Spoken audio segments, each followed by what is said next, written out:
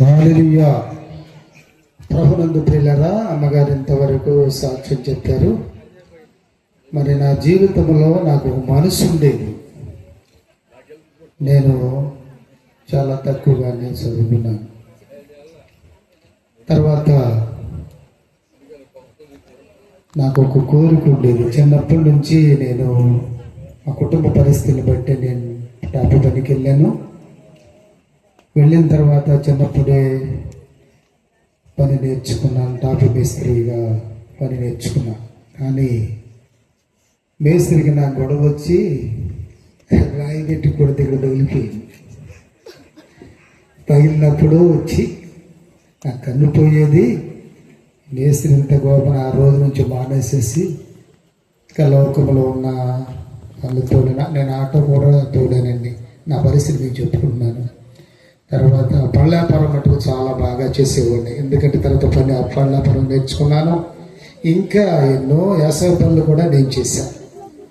అయితే నాకు ఏ పని కూడా అప్పలేదు. కానీ చివరికి ఏ పని అప్పింది నాకు?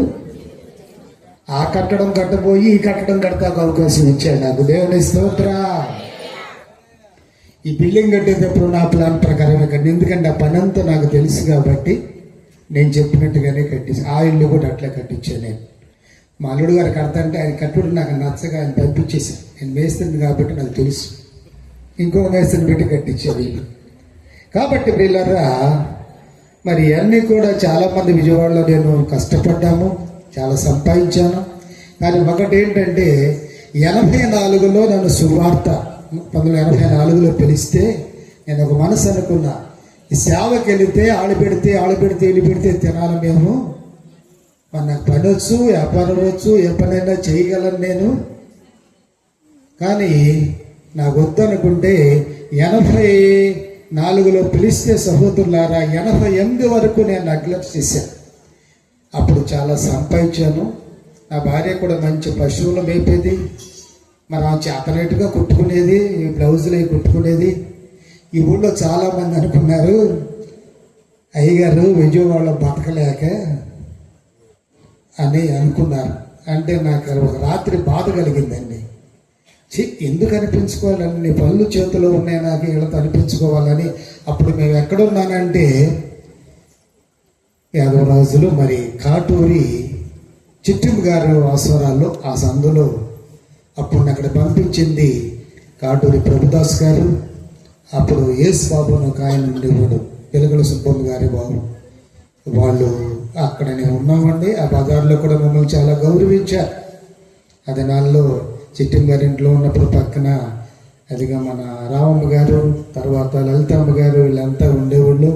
కానీ ఆ పరిస్థితులు ఏంటంటే అప్పుడు బాగుండేవి కావు. నేను అనుకునేవాడిని, వీళ్ళతో మనం అనిపించుకోవటం ఎందుకు, చేయటం ఎందుకు, వెళ్ళిపోతున్న ఒక రాత్రి నేను నా భార్య కూడబలుక్కుని మనకి ఇల్లు కట్టించుకున్నాను. నేను విజయవాడలో వెళ్ళిపోతే ఆ నిర్మల కూతురులో ఇల్లు కట్టించుకున్నాను.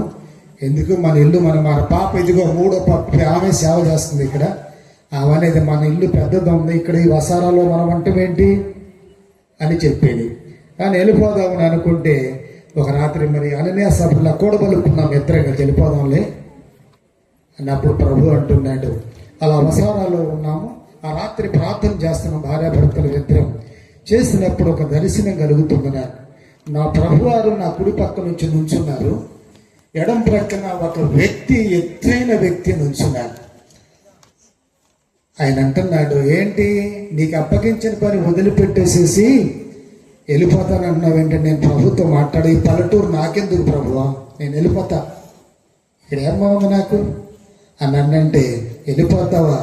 మా బంధువు మిత్రులు రక్త సంబంధులు చాలామంది ఉన్నారు మాకు, మా వాళ్ళు విడిచిపెట్టి నేను ఇక్కడికి ఎందుకు రావటం అసలు అని మాట్లాడుతుంటే ప్రభుత్వ ముఖాముఖి మాట్లాడినట్టుగానే మాట్లాడుతున్నా దర్శనంలో నేను.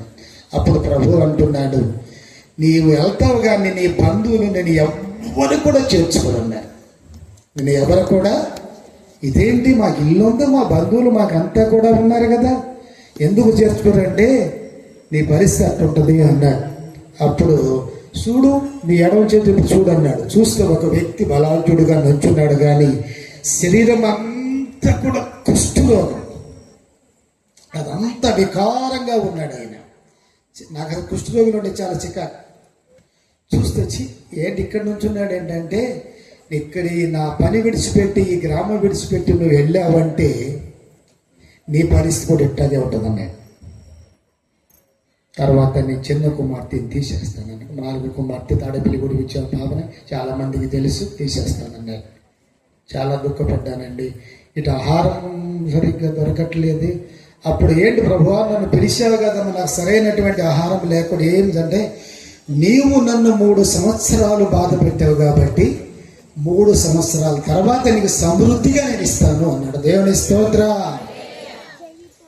అలాగే 3 సంవత్సరాల తర్వాత చిన్న స్థలం ఇక్కడ ప్రభు అన్నాడు, అక్కడ ఇల్లు అమ్మేసేది, ఇల్లంతా అట్టకి పడగొట్టేశాడు అంతా. ఆ ఇల్లు అమ్మేసేసి చిన్న ప్లేస్ ఉన్నాము ఇక్కడ. అక్కడి నుంచి అన్నాడు, ఇక నుంచి శ్రమపడి సేవ చేయాలి. కానీ కిషోర్ బాబు గారి భార్య అప్పుడు చిన్న మందిరం, ఆ తాటక మందిరం కడితే ఆమె ప్రవచించింది, కొట్టంత నా కుమారుడా ధైర్యముగా నిలబడు, నిన్ను నేను ఆశీర్వదిస్తాను అన్నాడు. దేవుని స్తోత్ర. నా చరిత్ర చెప్పాలంటే చాలా ఇక్కడ సాక్ష్యం చాలా పెద్దదండి. కానీ ప్రేమైన వాళ్ళరా, వెళ్ళిపోవాలన్నా కానీ ఊరి నుంచి నేను ఒక రాత్రికాలం బాధల్లో ఉంటే నా దగ్గర డబ్బు లేదు. పాపం రామం గారు ఇప్పుడు బ్రతికే ఉన్నారు. దగ్గరికి వచ్చింది, ఏంటయ్యా అంది. డబ్బులేం లేవు. వెళ్ళి అన్న పాప చాలా ట్రిపుల్ జబ్బుతో పడ్డారు. వాళ్ళిద్దరు, నీకు ఎంత కావాలంటే ఒక 20 రూపాయలు ఉంటే సరిపోతాయి అన్నాను. ఆ 20 రూపాయలు తీసుకొచ్చి తర్వాత వారికి నేను ఇచ్చేసాను. అటువంటి పరిస్థితి నుంచి ఇంకా దేవుడు నన్ను ఎంతవరకు ఇలా తీసుకొచ్చారు అంటే, ఇప్పుడు నాకెంతో దేవుడు దీవించాడు. కానీ ఆయన మాటకు లోపడిపోతే నేను ఎప్పుడో ఈ లోకం విడిచి వెళ్ళిపోయేవాడిన ప్రియులారా. కానీ అప్పటి నుంచి కూడా ఆ బాబులు పేపర్లో 34వ వార్షికోత్సవం వేశారు. ఇంకా 2 వదిలేశారు. కొన్నిసార్లు పెయింటింగ్ పెట్టలేకపోయాను. అలా చెబుతూ ప్రభు అన్నాడమ్మా, నీ అమ్మగారితో వాగ్దానం చేశాడమ్మా, నువ్వు అడుగుపెట్టు స్థలము నీకు నేను ఇస్తాను అన్నాడు. అలాగే నాకు కావాల్సినంత స్థలం ఇప్పటికి ఇచ్చాడు. ఇంకా ఇప్పుడు ఈ సభలు చూస్తే నీకు స్థలం సాల్తలేదు. మాకు మీరందరూ కూడా ఇంకా ప్లేస్ కోసం ఎక్కువగా ప్రార్థన చేయాలని నేను ఆశిస్తున్నాను ప్రియులారా. అలాగే మరి ఈ సభల విషయంలో కూడా మమ్మల్ని అందరినీ ప్రేమించి ఎంతో ప్రార్థించాం. సంఘ బిడ్డలు మేమంతా కూడా నాటి బిడ్డలు ఇక్కడ కానీ దేవరం కానీ వారు కన్నీరు విడిసి వారు ప్రార్థించారు. వారి ప్రార్థన ప్రతిఫలం ఇట్లా రావటం అనేది నాకు డింకులు కూడా ప్రార్థన చేశారు. తర్వాత మరి మేము సిటీలో పనిచేస్తున్నాను. మరి మాకు టీం ఉంది. మా టీము వారి వచ్చారు. మరి వారు కూడా మా కోసం ఎంతో ప్రార్థించారు. మా టీము వారికి కూడా నా హృదయపూర్వక వందనాలు తెలియపరుచుకుంటున్నాను ప్రియులారా. ఇంతవరకు నా బిడ్డలు కూడా మంచి వివాహం జరిగించాడు. వారిని కూడా మంచి స్థితిలో, ఇవాళ నా కుమార్తెలు అయితే కారులో కొంతమంది మెయింటైన్ చేస్తున్నారు. ఏ స్థితిలో వచ్చా నేను, ఆయన వాగ్దానం చేసి నన్ను పిలిచి, అలాగే గ్రామం అసలు పల్పు గ్రామం నేను రానండి. అసలు నాకు మంచి వ్యాపారాలు పట్టుంది, మంచి మరి బాగా జరిగేది నాకు. కానీ ప్రాంతం శ్రమలో పడిన తర్వాత ఇక్కడ బిడ్డలు చేశారు. మరి కిషోర్ బాబు అప్పుడు నాకంటే సీనియర్ ఇక్కడ ఉన్నారు. ఆ సంఘ బిడ్డలు అందుట్లో ఒక సమాధానం గారు వచ్చారు. వారికి నేను చాలా వందనాలు చెప్పాను. ఇప్పుడు ఇంకా అన్నమ్మ గారు వాళ్ళంతా, మరి శాంతమ్మ గారు వాళ్ళు ఉన్నారు నా కోసం. అప్పుడు మొదటి దినాల్లో వారు మా కోసం ఎంతో, వారు కూడా అప్పుడు ఇక్కడ నాకు సంఘం లేదు, వారు మా కోసం ఎంతో ప్రార్థించారు. వారికి కూడా నా హృదయపూర్వక వందనాలు చేస్తూ, ఇప్పుడు ఈ సభల విషయంలో ప్రియులారా, ఇంతగా మీరు ప్రేమించి మీరందరూ కూడా ఆహ్వానాన్ని అందించి మరి మరి ఈ గ్రామం నుంచి, దేవరం గ్రామం నుంచి, కొన్ని గ్రామాల నుంచి కూడా ప్రజలందరూ కూడా మీరు వచ్చారు అంటే మీ అందరికి కూడా నా హృదయపూర్వక వందనాలు తెలియపరచుకోండి. ఇదంతా కూడా మీ ప్రార్థన ప్రతిఫలం నేను అనుకుంటున్నాను. ప్రియమైన వాళ్ళ ప్రతిపాడు నుంచి కూడా బిడ్డలు వచ్చారు. అందరికీ హృదయపూర్వక వందనాలు తెలియపరుచుకుంటూ, మరి ఇంకా చెప్పుకోవాలంటే చాలా ఉన్నవి. కాబట్టి ఇంతటిలో ఈ సాక్ష్యాన్ని నేను ముగిస్తున్నాను. ప్రార్థన అయిన తర్వాత మరి పాటలకి సమయం లేదు. ఆర్షిం సగబిడలు ఇక్కడికి వచ్చారు. వారు ఒక 2 వచనాలు పాడిన తర్వాత వాక్యానికి మరొక పాట వ్యత్యస్త గాస్పల్ హాల్ పోయిన వారు కూడా 2 వచనాల యవనస్తులు అందరూ కూడా వచ్చి పాడతారు.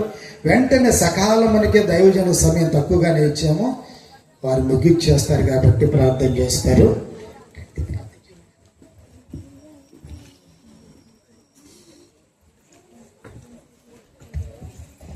ప్రార్థన చేసుకుందాం. మమ్మల్ని మిక్కిలిగా ప్రేమించిన మా ప్రియ పరలోక తండ్రి, నీ పరిశుద్ధ పాదములకు వందనాలు స్తోత్రాలు చెల్లిస్తున్నాను దేవా. నీ దాసుడి ప్రాంతానికి మీరు పంపించారయ్యా దేవా. నా తండ్రి, నీ వాగ్దానం చేసిన రీతిగా మొదట ప్రభువా కొన్నిసార్లు నా తండ్రి నీ వైపు చూడలేనప్పటికీ ప్రభు వారికి నిరీక్షణ విశ్వాసాన్ని కలిగించిన దేవుడు ప్రభువా. దేవా నా తండ్రి, నీ కొరకు నిలబడిన వారు తండ్రి అయ్యా, మీరు ఏ విధంగా అయితే వాగ్దానం చేశారో ఆ వాగ్దానాన్ని